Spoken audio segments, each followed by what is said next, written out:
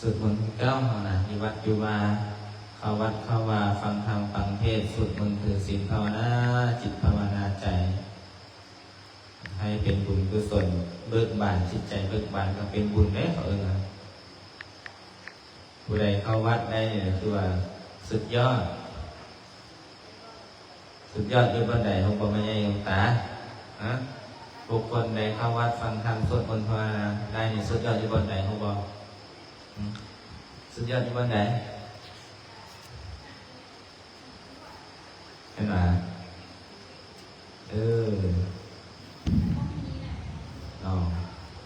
บุคคลใดเข้าวัดเข้าว่าฟังเทศน์ฟังธรรมสวดมนต์ถือศีลปฏิบัติธรรมถือว่าบุคคลนั้นพยายามเอาชนะใจตัวเองหนีจากความทุกข์แสวงหาผลแห่งคนทางความพ้นทุกข์ว่าอย่างได้เข้าวัดกับเข้ามาสร้างน้ำการทำบุญให้ตัวเองเพื่อบ่ให้ไปตกสู่อบายภูมิทั้งสี่เพื่อบ่ให้ไปเกิดในสัตว์เดรัจฉานเป็นอสุรกายเข้ามาถือศีลปฏิบัติธรรมถือศีลภาวนาครอบครัวอยู่เย็นเป็นสุขรู้จักศีลรู้จักธรรมรู้จักคุณจักโทษรู้จักบาปจักบุญพอรู้ไปแล้วกันเป็นผลดีต่อเฮาเองพระพุทธเจ้าก็จึงสอนว่าการเข้าวัดฟังธรรมเฮ็ดเรื่อยๆเฮ็ดบ่อยๆเฮ็ดตลอดถึงแม้บ่ได้โดดบ่ได้นานแต่เวลาใดเราพร้อมเฮ็ดต่อนั้นเฮ็ดแล้วมันเกิดผลทันตาคือว่าไหนคืออยู่ที่ใจของเฮารู้ด้วยตัวเองว่าโอ้เฮามาแล้วสบายจิตสบายใจเฮาได้สวดมนต์แล้วจิตใจสงบไหว้พระสวดมนต์ฟังธรรมแล้วได้ขอทำนำไปปฏิบัติอันใดดีเฮาก็เอาไปปฏิบัติอันใดบ่ดีเฮาก็บ่เอาไปปฏิบัติบางสิ่งเฮาอัดบ่ฮู้บางสิ่งเฮาอัดฮู้บางสิ่งฮู้อยู่แล้วแต่ได้ฟังเรื่อยๆก็ให้เข้าใจพอเข้าใจแล้วก็ให้มันละเอียดเพราะว่าธรรมของพระพุทธเจ้ามันเป็นของเรื่องละเอียดถ้าเข้าใจแล้วใจก็บ่ทุกข์ถ้าบ่ทันเข้าใจใจก็ยังกังวลกังวายเป็นทุกข์อยู่เป็นทุกข์อยู่วันไหน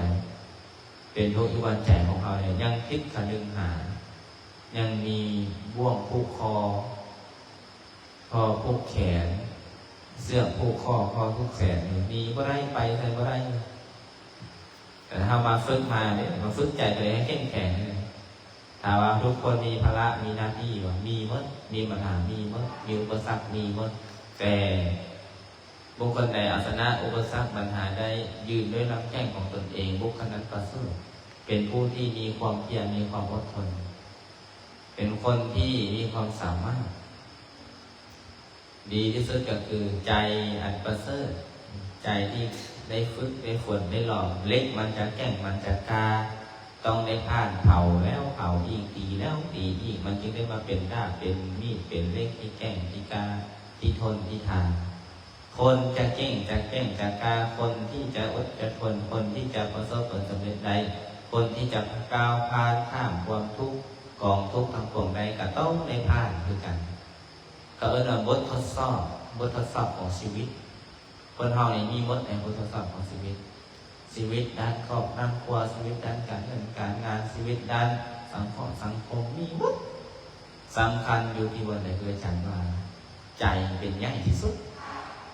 ใจเฮานี่ใหญ่คนเฮาถ้าว่าถึงใจมีสันไหนก็ยกให้แต่ถ้าว่าบ่ถึงใจมีน้อยก็บ่ให้อันนี้เราว่าใจเฮานี่ถ้าเฮาปฏิบัติให้ใจของเฮานี้เย็นใจของเฮานี้ดีแล้วมันก็ดีไปเรื่อยๆเนาะส่วนวันฝนตกแล้ววันนี้งั้นส่วนวันจะปฏิบัติฝนแห้งยันก็สิกลับบ้านทำบ้านเนาะปืนไปหน้าที่13เด้อหน้าที่13วันนี้สิพาไว้พักแรงแต่บ่แปะเพราะว่านี่พาไว้แปะจะจั่วสุดเอาบ่ได้แต่สิพาไว้บ่แปะหน้าที่13จากพระพร้อมกันอัญชลีวันทาอภิวาทอัญชลีวันทาอภิวาทอัญชลีวันทาอภิวาทอัญชลีวันทาอัญชลี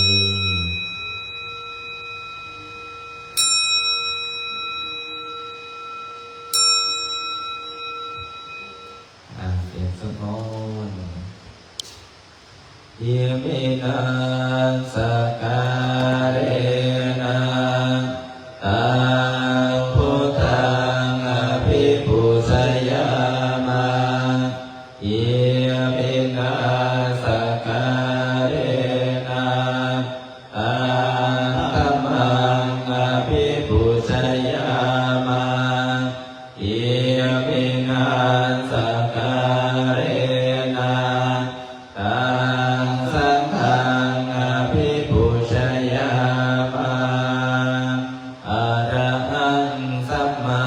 สัมพุทโธภะคะวาพุทธังภะคะวันตังอภิวา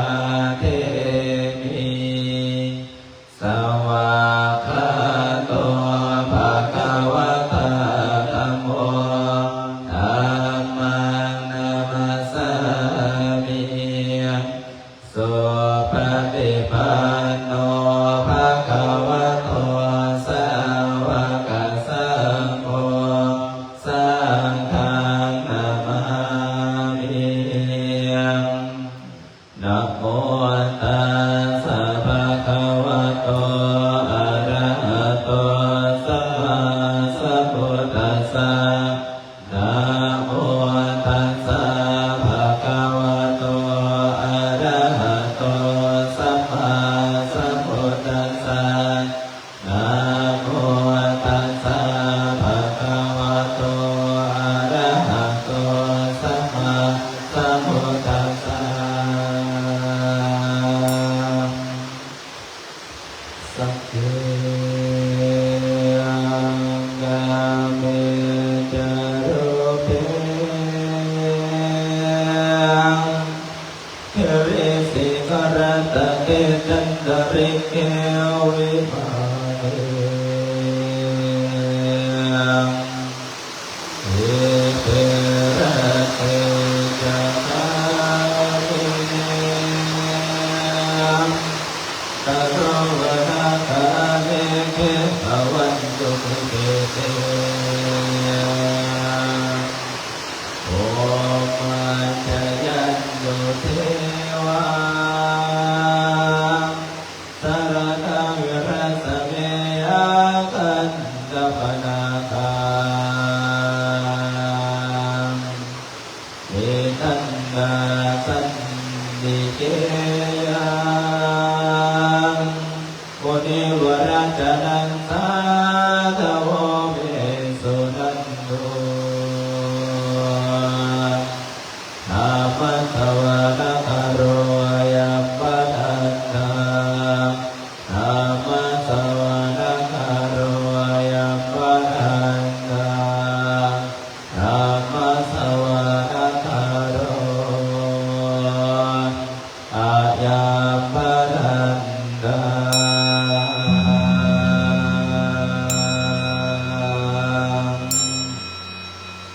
สาธุสาธุข้าพเจ้าขออัญเชิญเทพไตรเทวดาสิ่งศักดิ์สิทธิ์ทั้งหลายเจ้าภพเจ้าภูมิเจ้าที่เจ้ารักษาพุทธอาคาเทพไตรเทวดาทั้งหลายที่สังเกติในสวรรค์ชั้นฟ้ากับภูมิเทวดาก็ทั้งหลายที่สิงสถิตอยู่ในเป็นเขาขาดในอากาศและตัวเราก็ดีพร้อมทั้งพุทธนาคาที่สังเกตอยู่ที่หกที่ราบเพียงเขาได้นักสถานที่นี้ก็ดีจงเอากันเข้ามาอนุโมทนาสาธุการในการสวดมนต์ภาวนาในค่ำคืนนี้น้อมถวายเป็นพุทธบูชาเป็นธรรมบูชาเป็นสังฆบูชาขอให้บุญญาบารมีสิ่งศักดิ์สิทธิ์เทพเทวดาพ่อปู่พิยาบารมีของพระรัตนตรัยพระพุทธเจ้าพระธรรมพระสงฆ์มาคุ้มครองมาเปิดโชคเปิดราชวาสนาให้แก่ศรัทธาญาติโยมให้แก่องค์ปัญญาโยมทุกท่านทุกคนที่ได้มาสวดมนต์ในค่ำคืนนี้ขอให้อยู่เป็นสุขด้วยเถิดอังโฆภะนาภะคะวันตังเอวังกัลยาโนจิตติสัตโตอะภุคโตอิ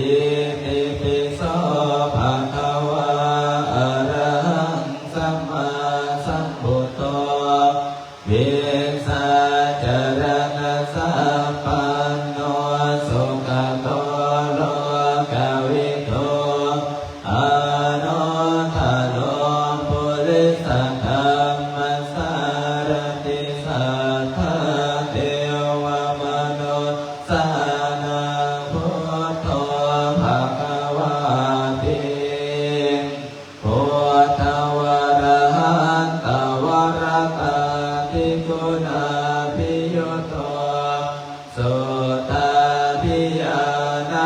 รุณาอิสมาคตันโตโพเทสิโยสุสานตังกัมมรังวสุโรมหังกัมมรณังศิรสาสิเกนะพุทโธโยสัพพปารินังสรณังเขมะพุทธมังปัตตมะสติทานังวันทามิตังสิเลนะหังพุทธัสสะหังสมิทาโสวะพุทโธเมสะมิกิสโรพุทโธทุกขาสักขาตาจาวิธาตาจายิตาสเมพุทธัสสะหังนิยาเทมิสริรังสิวิตันติทังวันทันโตหังจเรสามิพุทธัสเสวะสุโพธิตังนาทิเมสรณังอัญญังพุทโธเมสรณังวรังเอเตนะสัจวังเสนะวัตยังสัพพุสาสเนพุทธังเมวันตมาเนระยังปุญญปัสสุตังอิทังสัพเพติอันตรายาเมมะเหสุตังสันเตสัสสังกายเนวาจานะวาเจตัสสะวังพุทเทกุกะมังปะกะตังวะยายังพุทโธปริกานะตุอาจายันตาการะตะเรสังวะเรตุงวะพุทเทสวากขาโตภะคะวะตาธัมโมสันทิฏฐิโกอาการิโกเอหิปัสสิโกโภปนะหิโกปัญจตังทิฏฐาโพวิญโยหิติสวากขาตตาทิกุณโยคาวะเสนะไสโยโยมะขะปะกะปริยัตติวิโมกขเพโทธัมโมกุโรกัปปัตตนาตัทธาริการิวันนามหังกัมมหารังวรธัมมะเมตังธัมโมโยสัพพปารินังสรณังเขมะพุทธมังตุติยานุตติทานังวันตานิตังสิเลนะหังธัมมัสสะหัสสมิทาโสวะธัมโมเมตามิกิสโรธัมโมทุกขาสักขาตาจาวิธาตาจายิตาสเมธัมมัสสะหังนิยาเทมิสริรังสิวิตันติทังวันตันโตหังจเรสามิธัมมาเสวะสุธัมมะตังนาทิเมสรณังอัญญังธัมโมเมสรณังวรังเอเตนะสัจวัสเสนะวัตยังสัพพุสาสเนธัมมังเมวันตมาเนระยังปุญญังปัสสุตังอิทังสัพเพปิอันตรายาเมมะเหสุตัสสะเตสัสสังกายเนวาจานะวาเจตัสสะวังธัมเมโกกัมมังปะกะตังวะยายังธัมโมปริกานะตุอาจายันตังการะตะเรสังวะเรตุงวะธัมเมสุปฏิปันโนภะคะวะโตสาวกสังโฆโอสุปฏิปันโนภะคะวะโตสาวกสังโฆญาญาปฏิปันโนภะคะวะโตสาวกสังโฆสาธิติป ฏิปันโนภะคะวะโตสาวกสังโฆยะติตังจัตตาริปุริสยุคานิอาตปุริสบุคลาเอสะภะคะวะโตสาวกสังโฆอาหุนายโยปาหุนายโยทักขินายโยอัญชริกรณิโยอนุตตรังปุญญเขตังโลกัสสาภิสัพพะมะโสสุปฏิปฏิคุณาภิยุตโตโยทัพพิโรอริยโภคารสังฆเสโทศีลาธิธัมมภวราสยกายจิตโตวันดามหังตมริยานัคขณังสุสุตังสังโฆโยสัพพปารินังสารนังเขมาพุทธมังตาติยานุสติทานังวันดาภิทังสิรินังทังจัตตาทันสมิตาโสวะสังโฆเมสะวิจิสโรสังโฆโทกาสกาตาจาวิดาตาจยิตาสเมสังฆาสหังนิยาเทวิสาริรันสิวิตันจิตังวันตันโตหังจเรสามิสังฆาโสปฏิปันนตังนาทิเมสารนังอัญญังโพเตสารนังวรังเอเตนะสัจวัสเสนะวันไทยังสัตตุสาสเนสังฆังเมวันธรรมาเนนะยังปุญญาปสุตังอิทัสสัพเพปิอันตรายามิมาเอสุงตัสสะเตสัสสังกายิโนวัจโนวัจเจตัสสวังสังกิปุกมังภะคะตังมายายังสังโฆปริกานันตุอาจายันตังคารตะเรสัมมาริตุงวาสังเกเปิดไปหน้าที่3034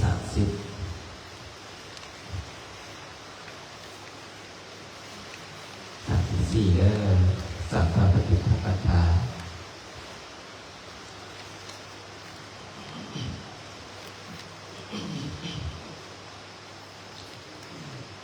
อาจารย์บทที่44จะพาพิจารณาสังขาร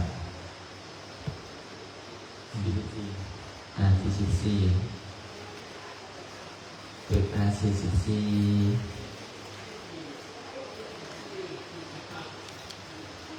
สัพเพสังขาราอนิจจติยถาปัญญายปัสสติอาคานิพินทติทุกเขสมาโควิสุทธิยาสัพเพสังขาราทุกขาติยถาปัญญายปัสสติอาคานิพินทติทุกเขสมาโควิสุทธิยาสัพเพธัมมาอนัตตาติยถาปัญญายปัสสติอาคานิพินทติทุกเขสมาโควิสุทธิยาอาปากาเตมโนเสสุเยสนาภรคาวิโนอาทายังอิตราปัจจติระเมวโนทาวาติเยจะโคสัมมาทังคเตธัมเมธัมมานุวัตติโนเตชะนาภรเมสันติมาจุตายังสุโธตรังกันหังตัมมังวิปาหายสุกังวเวทปัตติโตโอกาโนกัมมาธัมมวิเวเกยะตทุระมังตาตระภิราติเมสัยยะหิตวาคาเมอกินจโนปาริโยทะเปยะตานังจิตังกเรเสหิปาทิโตเดสังสัมโพธิ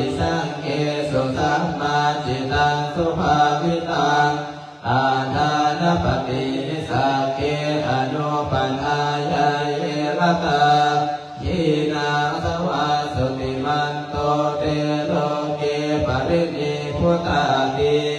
ญาสัสสะ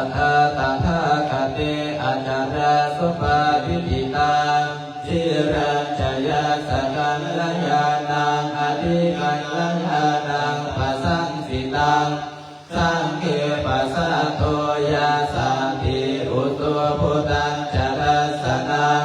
อาทาริโทติตังอาหูอาโภคันตัสสะสิวิตังตัสสะมาสะตังจัสสิรังจะปัสสะตังธัมมทัสสนังอนุโยเชทเมทาเวสดังพุทธานาสัสนันติปะหงสหัสมะพิเดเมตัสสะอุตันตังกิริเมฆรังอุทิตะโกรัสเสนามารัง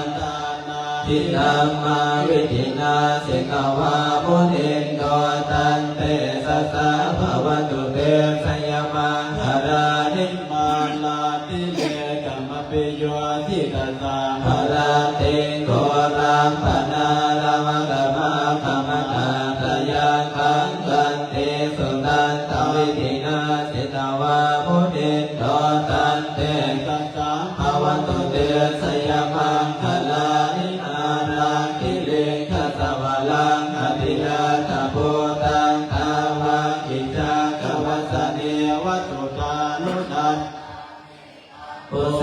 กาวินาสิตวามุนินโตตันเตสัสสะภวตุเตสยมังคลานิโลกิตกังขมติอาตาสุทารุนันตังทาวันติโยสนปะทังกุริมาระวันตังอิติปิสังกตมโนสิตวามุนินโตตันเตสัสสะภวตุเตสยมังคลานิยาตวานากาตาตรังอิวัคาปิยา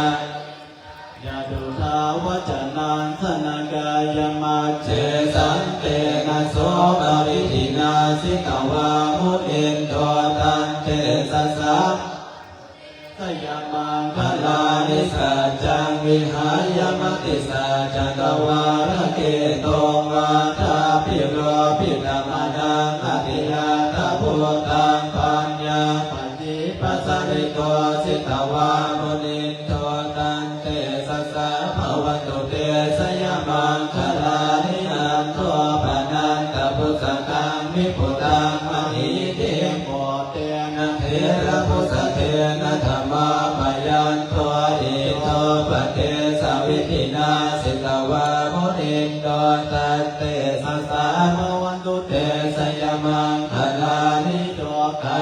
ติทิพุทธเกนะสุตาทหาตังพระมังวิสุทธิสุติมิติภคาปิญาณังญาณาคเตนะวิธินาทิตวามุนินโตตันเตสัสสะภวตุเตสยมังคลานิยันตาปิปุตตาสยมังคลาอัตถาทาโยวาจโนอินะอิเนสรเตมะทันติหิราวานเนกามิวิธานิจุปันตวานิโมกัสสุขังอธิกมายนะโรสะปัญโยมหากรุณิโกนาโถอิทายะสัพพะรินามปุเรตวาปาลมิสัมปะปะโตสัมโพธิโมตมังเอเตนะสัจวัชเชนะโหตุเตสยมังคลาสยันโตโพธิยาปุเรสังกยานังนาทิวัฒโนเรวังขวังวิสโยโหหิสยังสุสยมังคเรระภลาสิกาปัลลังเจสิเสปะดวิโภคเร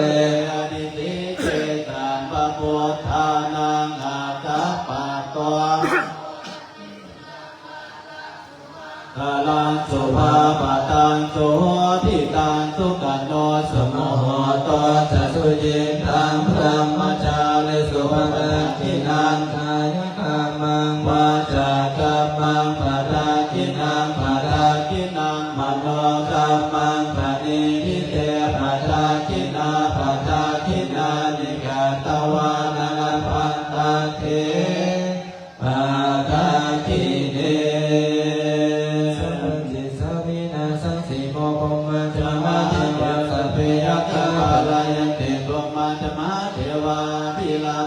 วันตุเมมหาปุญโญมหาลาโภภวันตุเมมิเตภะโหวัติพุทธะอะหุนะโมพุทธายะวิราชโยวิรโกดายังวิลาหิงสาวิลาตันติวิลาทัสสะวิลาอิติโย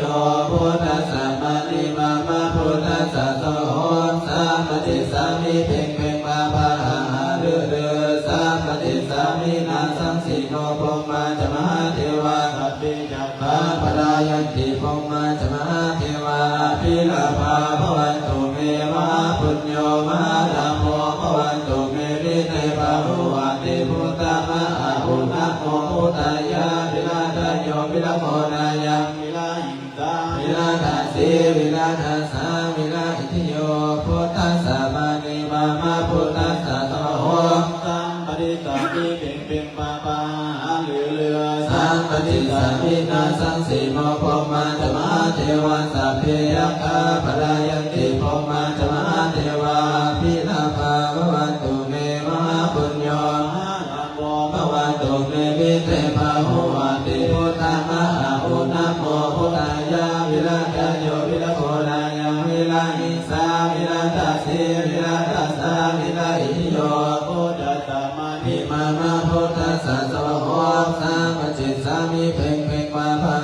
เรือเรือสัมปติสามินาสังสีโมพรหมาจมหาเทวาสัพเพยัคฆาปลายันติพรหมาจมหาเทวาพิลาภาภวันตุเมมหาปุญโญมหาลาโภภวันตุเมวิเตภะโหวัติพุทธะมหาอุณโมพุทธายะวิราชโยวิรโกนายังวิลาหิงสาวิลาทันติวิลาทัสสะวิลาอิทิโยพุทธัสสะมานิมามาพุทธัสสะโสโห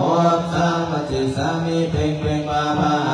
เรือเรือสัมปติสามินาสังสีโมพรหมาจมหาเทวาสัพเพยัคฆาปลายันติพรหมาจมหาเทวาพิลาภาภวันตุเมวะปุญโญมหาลาโภภวันตุเมวิเตภะหุวัติพุทธะมหาอุณโมพุทธายะวิราชโยวิรโกนายังวิลาหิงสาวิลาทัสสีวิลาทัสสะวิลาอิทิโยพุทธัสสะมานิมามาพุทธัสสะโสโห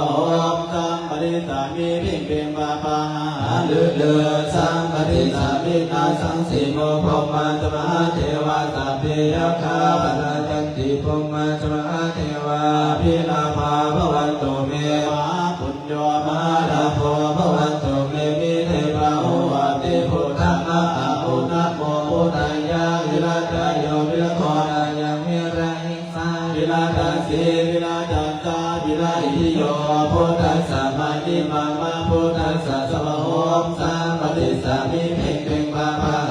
เรือเรือสัมปติสามินาสันติโนพรหมาจมหาเทวาสัพเพยัคฆาปลายันติพรหมาจมหาเทวาพิลาภาภวันตุเมมหาปุญโญมหาลาโภภวันตุเมวิเตภะหุวัติพุทธะมหาอุณโมพุทธายะวิราชโยวิรโกนายังวิลาหิงสาวิลาทัสสีวิลาทัสสะวิลาอิทิโย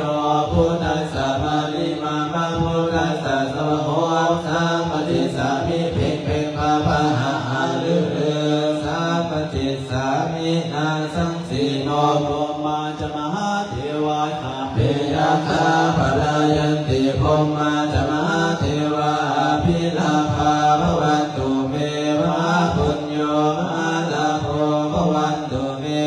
วิเตภะหุวัติพุทธะมหาอุณโมพุทธายะวิราชโยวิรโกนายังวิลาหิงสาวิราทัสสีวิราทัสสะวิลาอิทิโยพุทธัสสะมานิมามาพุทธัสสะโสโหสัมปติสามิเพ่งเพ่งปาภาเรือเรืออิติปิโสวิเศษอิเสเสพุทธามิอิเมนะพุทธาโสอิโสตังพุทธปิติอิติปิโสวิเศษอิเสเสพุทธามิอิเมนะพุทธาโสอิโสตังพุทธปิติอิติปิโสวิเศษอิเสเสพุทธามิอิเมนะพุทธาโสอิ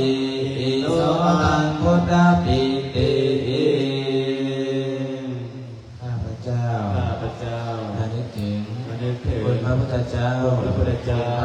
คุณพระธรรม คุณพระสงฆ์ พระสงฆ์ คุณบิดามารดา ครูบาอาจารย์จงมาดลบันดาลให้ใจของข้าพเจ้าโดยรวมลงเป็นสมาธิพุทโธธัมโมสังโฆพุทโธธัมโมสังโฆพุทโธธัมโมสังโฆพุทโธพุทโธพุทโธพุทโธพุทโธ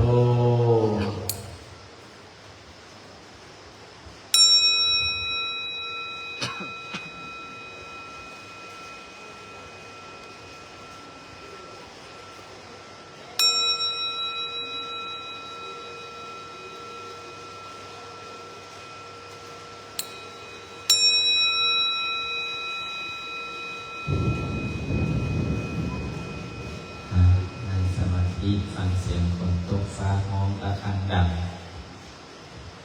ตั้งจิตตั้งใจยืดกายให้ตรงดำรงสติหายใจเข้าพุทหายใจออกโท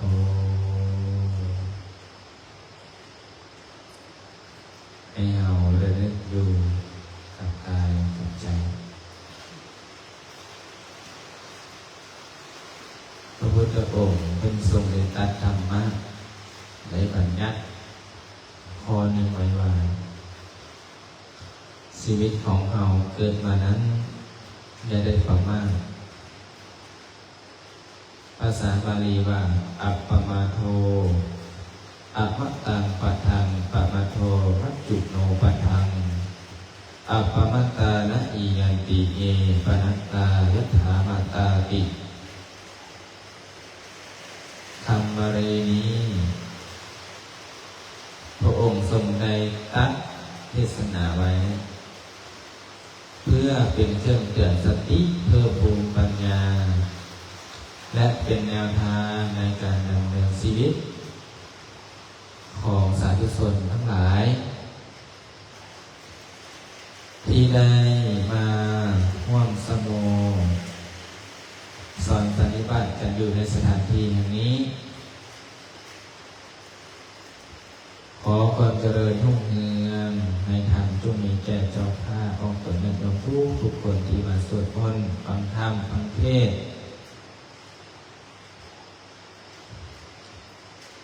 คาถาบทที่พระอาจารย์ได้กล่าวมาในครั้งถึงนั้นเพิ่นได้ยกขึ้นมาอ้างอิงไว้ในเบื้องต้นนั้นว่าเป็นพระพุทธพจน์ที่พระพุทธองค์ทรงแสดงถึงความบ่ประมาทโดยมีใจความว่าความบ่ประมาทเป็นทางแห่งความบ่ตายความประมาทเป็นทางแห่งความตายผู้บ่ประมาทย่อมเปลี่ยวบ่ตายส่วนผู้ประมาทเหมือนคนที่ตายแล้วคำว่าความบ่ตายนั้นบ่ได้หมายความว่าร่างกายจะอยู่คงกระพันแต่หมายถึงคุณงามความดีของผู้นั้นจะยังคงอยู่ตลอดไปบ่มีมื้อตายจากความทรงจำของโลกส่วนคนที่ประมาทถึงจะมีลมหายใจอยู่แต่ก็เหมือนกับคนที่ตายแล้วเพราะว่าบ่ได้สร้างประโยชน์บ่ได้สร้างคุณค่าใดๆให้แก่ตนเองและสังคมพระพุทธองค์ทรงย้ำเตือนพวกเราให้ระวังความประมาทมี3ประการที่สำคัญคือ1การประมาทในวัยเฮาอย่าคิดว่าตนเองยังเป็นเด็กน้อยยังนุ่มยังแน่นยังบ่ทันเฒ่าบ่ทันแก่แล้วก็ปล่อยเวลาให้มันเสียไปกับสิ่งไร้สาระสิ่งไร้ค่าสิ่งไร้ประโยชน์โดยบ่ฟ้าวศึกษาหาความรู้บ่ฟ้าวสร้างตัวบ่ฟ้าวสร้างบุญสร้างกุศลความจริงแล้วความแก่สลามันคือฐานเข้ามาหาเราทุกมื้อทุกมื้อทุกวันทุกวันทุกวินาที แล้วเราบ่ประมาทในวัยของเราจะคิดว่าวัยสำนี้เราบ่ทันเฒ่าเราจะคิดว่าวัยสำนี้เราบ่ทันแก่เราจะคิดว่าวัยสำนี้เรายังเป็นเด็กน้อยความตายมันบ่ได้เลือกวัยเลือกเฒ่าเลือกแก่บ่ได้เลือกรวยเลือกจนมันมาเมื่อทุกอันปัญญามันมาได้ทุกเวลาอันที่สองพระพุทธองค์ทรงได้ตรัสว่าการประมาทในความบ่มีโลภอย่าคิดว่าตนเองนี่นะแข็งแรงอย่าคิดตนเองว่าสุขภาพดีตลอดไป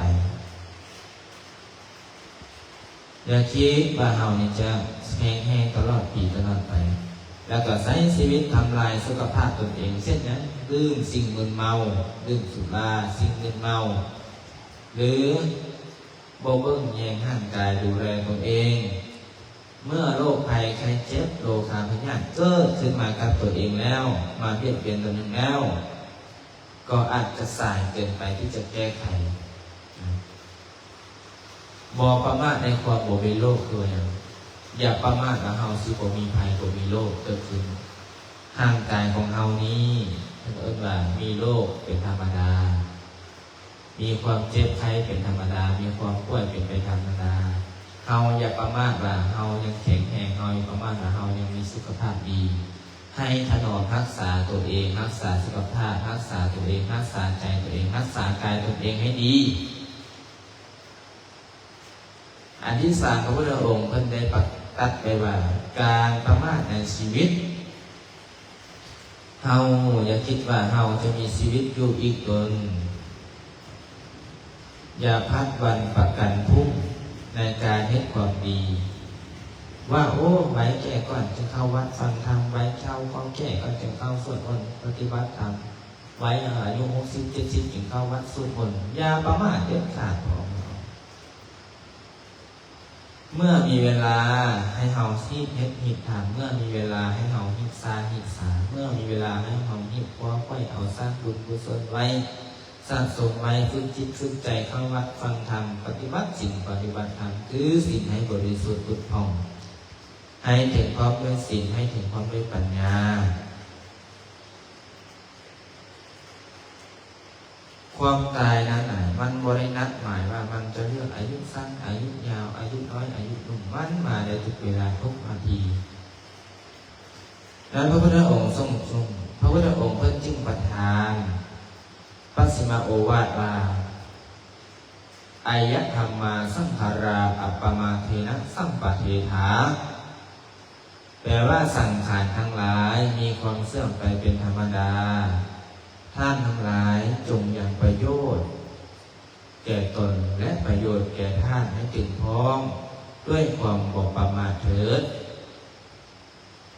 พระองค์ทรงพระดำรัสไว้ในวันไทยว่าเฮาอย่าประมาท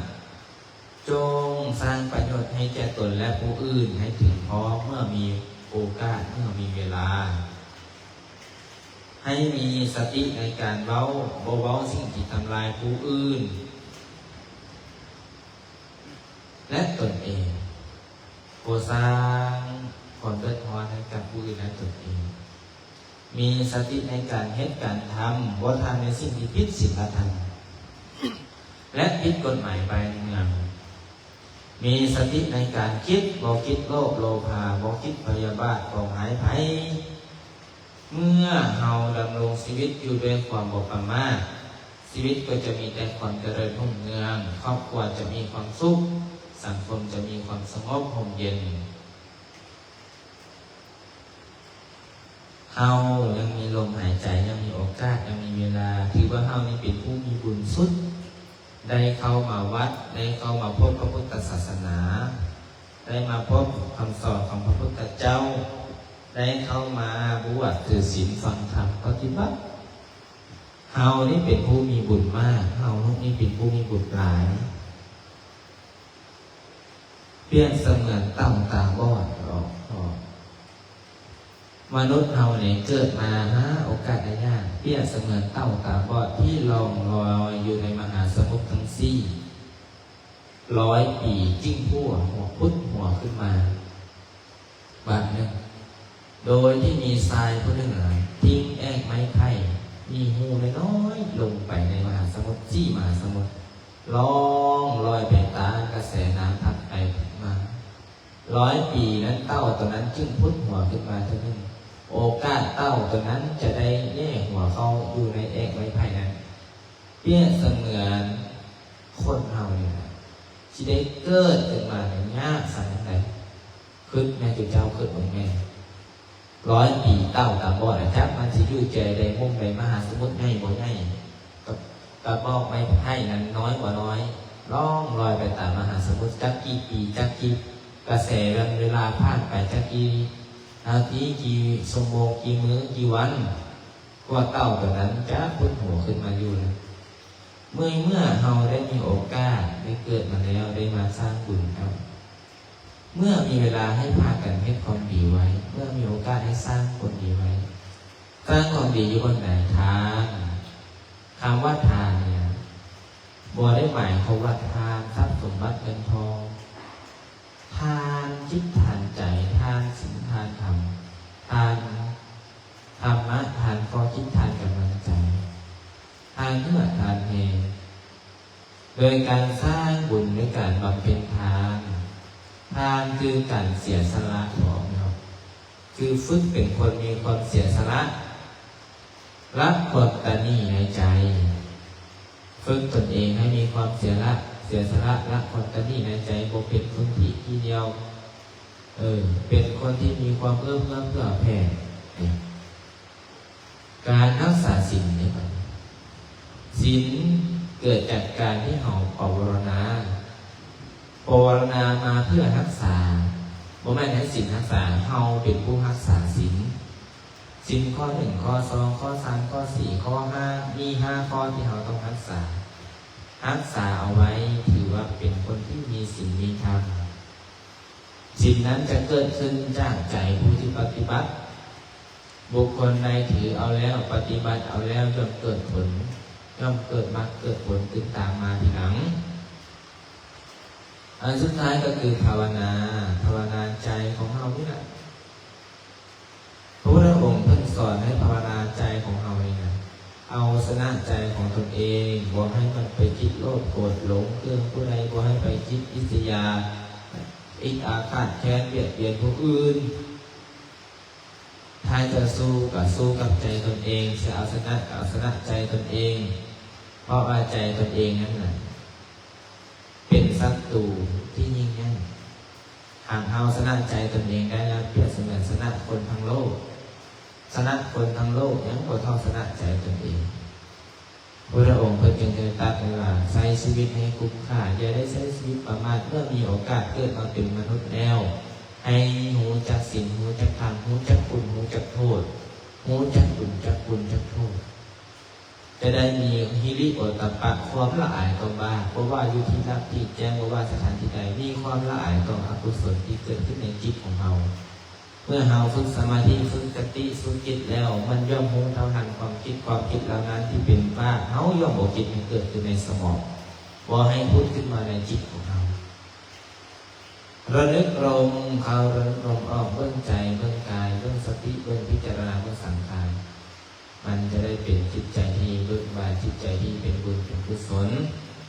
ฉะนั้นในจุดนี้ให้พากันเด้อแต่พระอาจารย์จะพากันลดจิต2 นาทีพากันตั้งจิตตั้งใจให้เป็นสมาธิเอาบอกขึ้นไปหาอนาคตบอกขึ้นถึงอดีตอยู่กับปัจจุบันให้กันพากันตั้งใจพระอาจารย์ขอหมดเสียง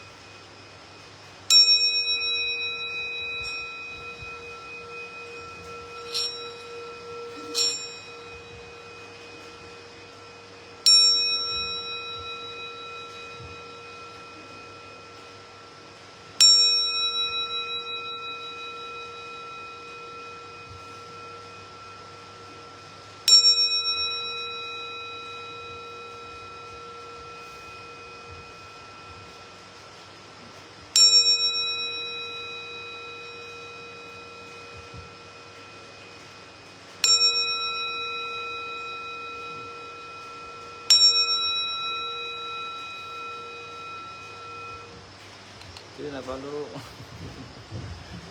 แจ้งเมตตาเด้อสัพเพสัตตาสัทธาโหนตุอาเวราสุขสีวิโนขอให้สัตว์ทั้งหลายจงเป็นผู้บ่มีเวรต่อกันและกันจงเป็นผู้ดำรงชีพอยู่เป็นสุขทุกเมื่อเถิดยังปรังไมยังสัพเพภาคีพระวันตุเตขอให้สัตว์ทั้งสิ้นนั้นจงเป็นผู้มีส่วนได้เสวยผลบุญอันที่ข้าพเจ้าได้บำเพ็ญแล้วนั้นเถิดโอกาสสวรรค์ธามิปัตเตสะพังอปาราทังกัปปะเมปันเตมายากตังปุญญังสามินาอนุโมทิตาปังสามินากตังปุญญังมายังกตาปังสาธุสาธุสาธุอนุโมทามิวันทามิปันเตกายกรรมวจีกรรมมโนกรรมสัมปะปะปังพุทธังอาโหสิกายกรรมังมโนกรรมสัพพะปะรังกรรมังอาโหสิกายกรรมวจีกรรมมโนกรรมสัพพะปะปังสังฆังอาโหสิกายกรรมวจีกรรมมโนกรรมสัพพะปะปังบิดามารดาอาโหสิกายกรรมวจีกรรมมโนกรรมสัพพะปะปังภคุปัสสะกะริยังอาโหสิสาธุสาธุสาธุอนุโมทามิวันทามิพันเตพอเด้อสุขิธิกายโกภวะอภิวาทนาสิริสนิจังวุตาปัจจายโนจัตตารโนธรรมวัฏันติอายุวันโนสุขังภะลังทุกขปัตตาจันนิทุกขพยาปัตตาจันนิพยาสุขปัตตาจันนิสุขังตุตาปิปิปะมิโนเอตังวัตตาจามิสัพพะทะปุญญาสัพพะทัสสะปิเทวะอนุโมทันตุสาธุอนุโมทนาบุญเด้อพอโยมแม่ของตนญาติโยมทุกท่านทุกคนขอให้มีความสุขความเจริญตามไปการนำรับความดีให้เป็นเศรษฐีคนใหม่เด้อเจือนี้พร้อมกันลูกเขาคือ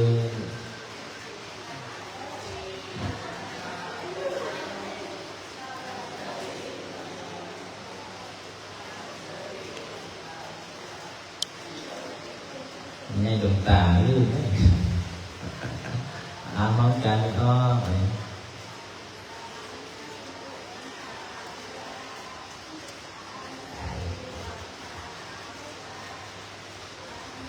สาธุเจริญพรญาติโยมพระอาจารย์ขอปิดไลฟ์กันเด้ออนุโมทนาสาธุบุญเนาะ